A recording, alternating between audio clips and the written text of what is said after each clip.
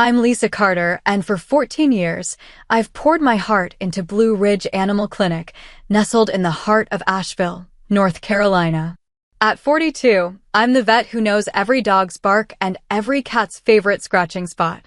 This clinic isn't just my job, it's my home, built on the ashes of a promise I made when I was 16, watching my father waste away from cancer in a hospital bed. He was a carpenter, hands calloused from crafting homes, and he taught me that caring for others builds something lasting.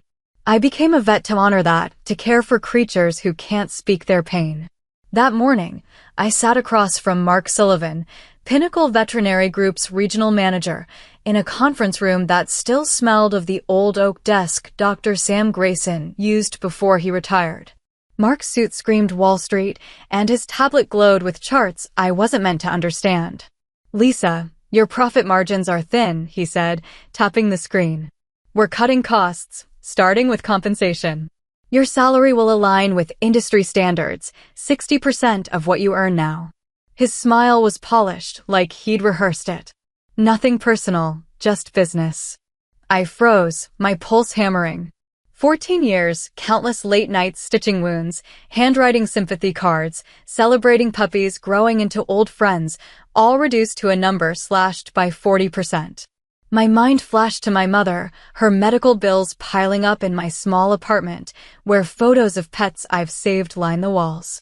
Those bills were why I stayed frugal, why I drove a beat-up Subaru. This cut wouldn't just hurt me, it'd unravel the safety net I'd woven for her. "I understand this is a transition," I said, my voice steadier than I felt. "When would this start?" "Next pay cycle," Mark replied, already scrolling his tablet. "We need your decision by Friday." I nodded, standing, my scrubs suddenly feeling too tight. As I left, I glanced at the waiting room, Mrs. Larson with her anxious spaniel, a kid cradling a hamster. This clinic was their haven, too. I'd helped build it from a 2-room shack to a place where families trusted us with their hearts. Now, Pinnacle thought they could carve that away. Something stirred in me, not just anger, but a quiet resolve. I wasn't just fighting for my paycheck. I was fighting for everything we'd made here.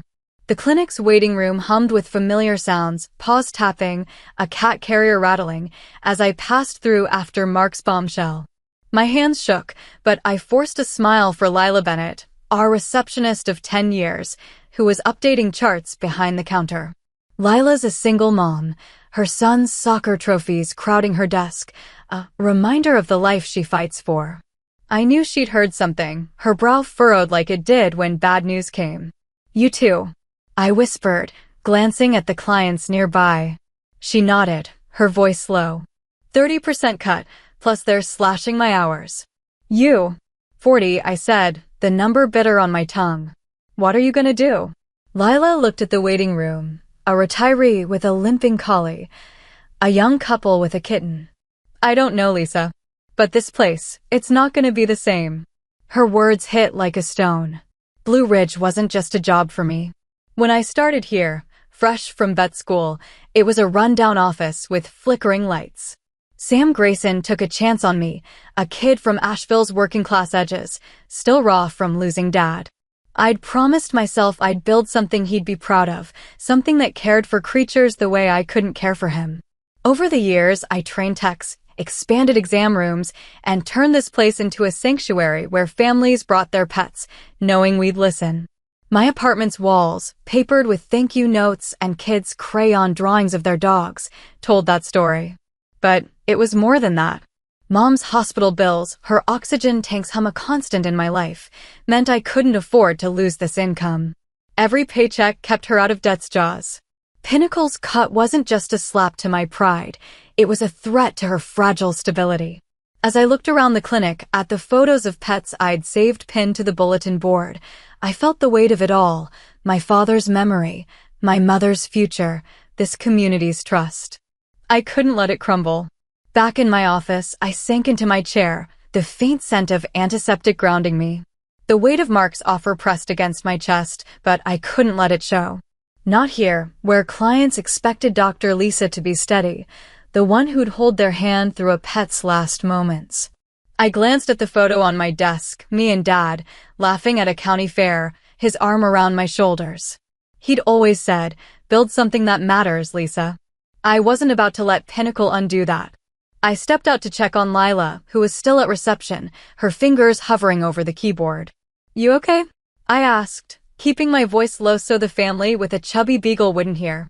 "Barely," she said, her eyes flicking to the waiting room. "They're cutting everyone, aren't they? This place, it's like family." And now she trailed off, her gaze settling on a kid petting a rabbit in her lap. "Yeah," I said, my throat tight. "But we're not just numbers to these people." I thought of Mrs. Larson, who'd driven an hour last week for her spaniel's checkup because she trusted only me. Or the Garcias, whose 3 rescue cats I'd nursed through fleas and fear. This clinic was a promise to them, to me, to Dad's memory. When Sam sold to Pinnacle, he'd hosted a dinner, his voice warm with assurances. "They'll keep our heart here," he'd said, toasting with cheap wine. 3 weeks later, that heart was being carved up. I looked at Lila, her worry mirroring mine, and felt something shift. This wasn't just about my salary or Mom's bills. It was about the trust we'd built, the late-night emergencies I'd answered, the tears I'd shared with clients. I didn't have a plan yet, but standing there, watching a golden retriever nuzzle its owner, I knew I had to fight for this. Not for Pinnacle, but for us. By lunch, the clinic's break room felt too small for the weight of my thoughts. I sat across from Noah Patel, our newest vet, his curry untouched as we talked. At 33, Noah had a quiet intensity, shaped by his parents' immigrant hustle and his own escape from a corporate practice in Charlotte. "You've seen Pinnacle's playbook before, right?" I asked, picking at my sandwich. He nodded, grim. 3 years in Charlotte. Starts with cuts, then efficiency, fancy word for rushing patients out the door. Next, they push you to sell add-ons. Dental cleanings, blood panels, you name it. "And the care?" I asked, though I knew the answer. "It's all numbers," he said, pushing his plate away. "Patients per hour, revenue per visit." I left when they wanted me to pitch unnecessary tests to meet quotas. I thought of my own patients, Baxter the beagle, Methuselah the tortoise, and my stomach twisted. That afternoon, I called Sam Grayson, now retired to a cabin in the Blue Ridge Mountains. His voice crackled with regret. "Lisa, I swear I didn't know they'd pull this. They promised to keep the clinic's soul." "Not your fault, Sam," I said, meaning it. He'd earned his rest after 30 years. I'm thinking of starting my own practice."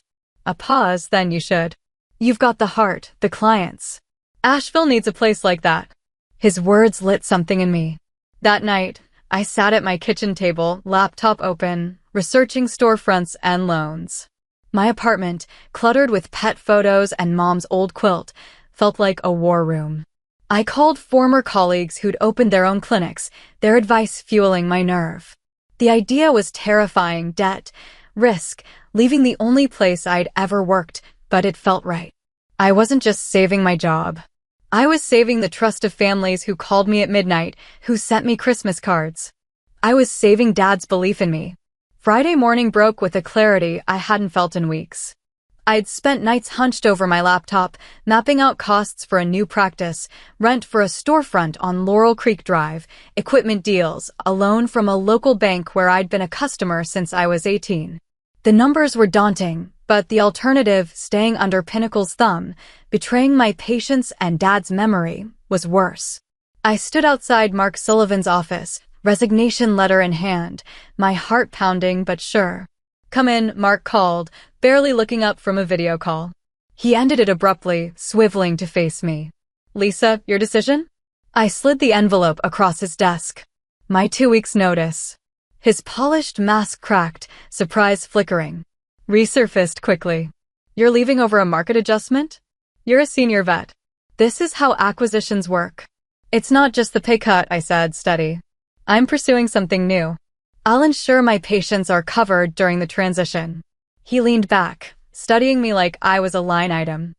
"Joining another practice, I assume?" "Something like that," I said, keeping it vague.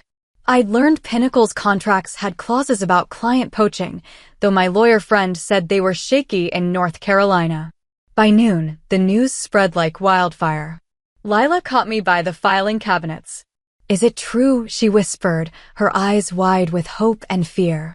Yeah, I said. Then, trusting her, added, I'm opening a practice on Laurel Creek.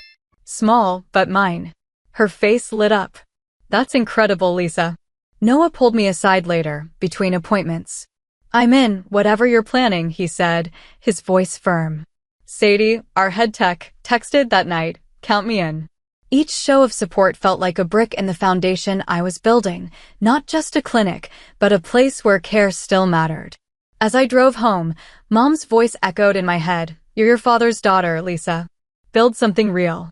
The next week, I moved like a spy in my own life. I'd signed a lease on a storefront on Laurel Creek Drive, a former pediatric office with good bones, exam rooms already plumbed, a waiting area begging for pet photos. My bank, where I'd deposited my first paycheck as a vet, approved a loan, and suppliers I'd known for years offered deals. We hate what Pinnacle does to clinics, one rep said over coffee, far from the clinic's new microphones. We're betting on you, Lisa. At Blue Ridge, I kept my plans hushed. Pinnacle's quality assurance system, cameras, mics, Mark's clipboard hovering, made every word a risk. But clients sensed something. During a checkup, Mrs. Harper, whose terrier I'd treated since it was a pup, leaned in. Where are you going, Dr. Carter? Max won't see anyone else. Nothing's set, I said, aware of the computer's blinking light. She winked, undeterred. Well, let me know when it is. Each whispered exchange fueled me. I wasn't just leaving, I was carrying their trust with me. At home, my kitchen table became mission control, legal pads scrawled with budgets, schedules, dreams. Mom, frail but fierce, watched me work one night. You're scared, aren't you? She asked, her oxygen tank hissing softly. Terrified, I admitted, my voice catching. But I can't let Pinnacle turn our clinic into a factory. Dad would have hated that. She squeezed my hand, her grip weak but warm. He'd be proud, Lisa. You're building something for all of us. Sadie stopped me in the hall one day, her eyes bright. I heard about Laurel Creek.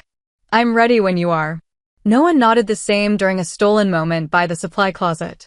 Their faith felt like armor.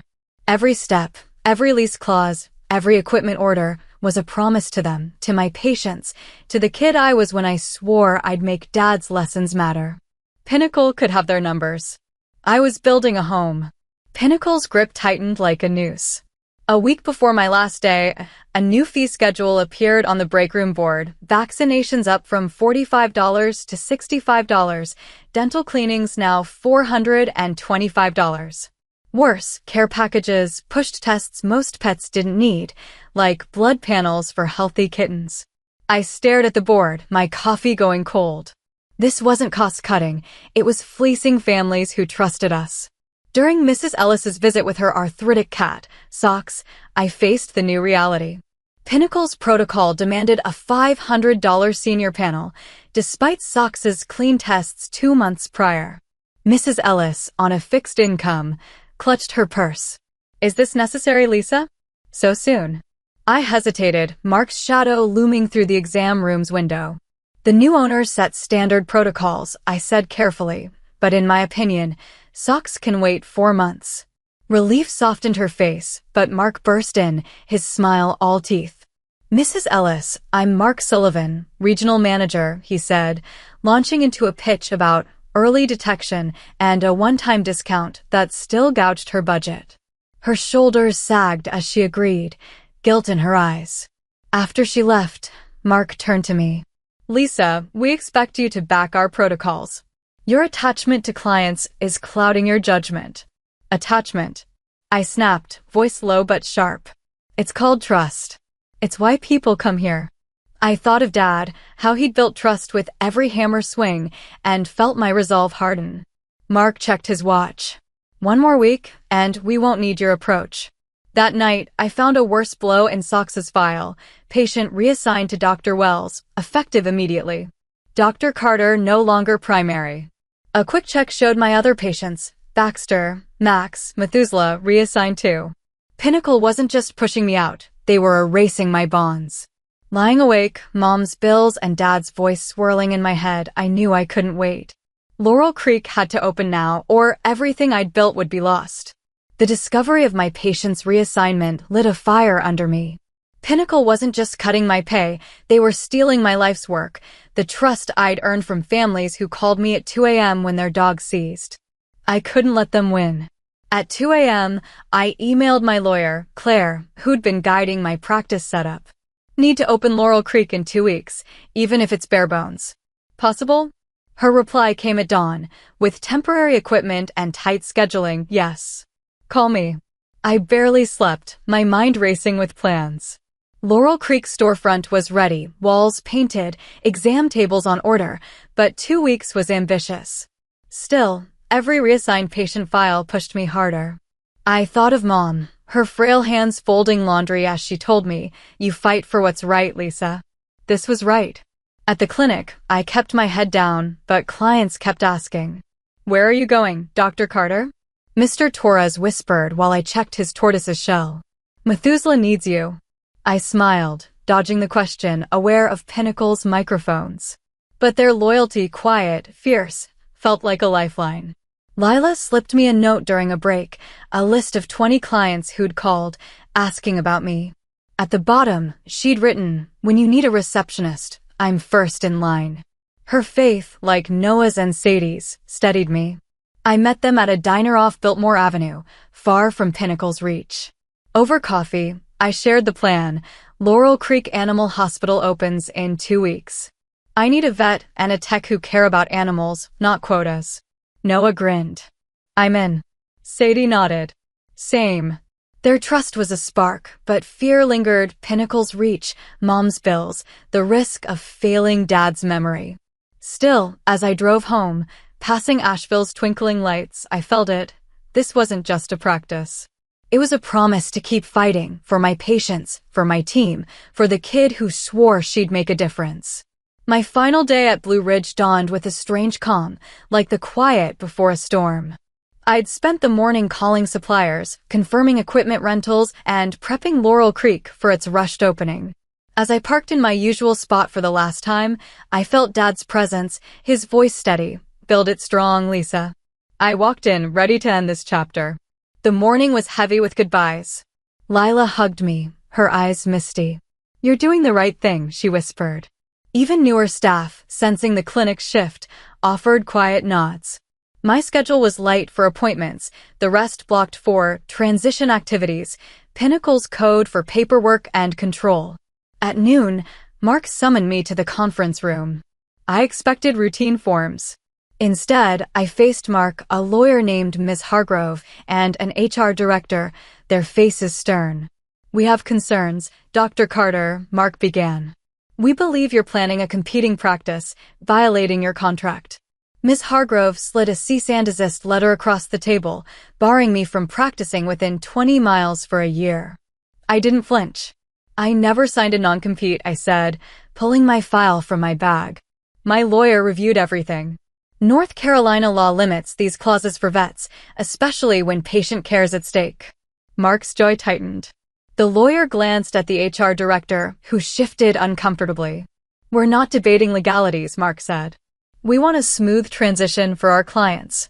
"My clients," I corrected softly. "And I agree, their care comes first." The HR director tried to smooth things over, offering a compromise. After 2 hours, we settled. I wouldn't solicit clients for 30 days, and Pinnacle dropped their restrictions. I left the room, keys turned in, belongings packed, my heart racing with relief and defiance. As I drove away, Lila texted, "Mark told corporate you're just one vet. He's got no clue." I smiled, gripping the wheel. Laurel Creek was ready, and so was I. Laurel Creek Animal Hospital opened 17 days after I left Blue Ridge, a whirlwind of sweat and hope. We'd worked around the clock, temporary exam tables, borrowed microscopes, Noah, Sadie, and I pulling double shifts. Lila joined the day we installed the reception desk, citing Pinnacle's hostile environment in her resignation. Our soft opening was meant for a few urgent cases, but at 8:45 a.m., I looked out the window and froze. A line of people and pets snaked across the parking lot, Mrs. Harper with Max, the Torres family with Methuselah, families I'd known for years. "Did you call all these people?" Noah asked, stunned. Just a few, I said, my voice catching. Lila grinned from the desk. Word spreads fast in Asheville.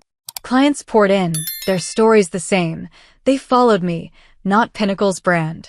Mrs. Ellis brought socks, along with cookies and a card. Saw it on the community Facebook page, she said. No one wanted to miss this. By lunch, we'd registered 70 pets. By closing, over 150. Kids gave me drawings, families brought pizza for the staff. Each gesture stitched my heart tighter to this place. A text came that night from a Blue Ridge colleague. Emergency meeting at Oakwood. Schedule's empty. I laughed, exhausted but alive. Within a month, Laurel Creek had 800 pets, 70% of Blue Ridge's clients, drawn by word of mouth and a local paper blurb.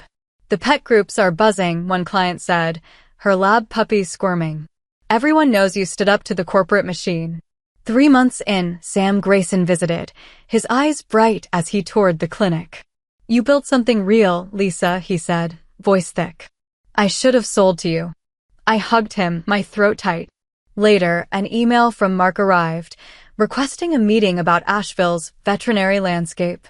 I typed back, Tuesday, 2 p.m. Nothing personal, just business.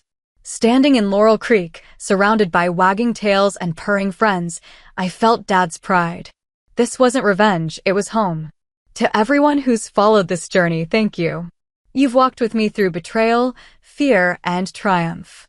You've seen me fight for the animals and families who mean everything, for the promise I made to my father. If this story moved you, hit subscribe and join us at Laurel Creek, where every paw print tells a story of trust, heart, and new beginnings. Keep building your own truth, and I'll meet you at the clinic.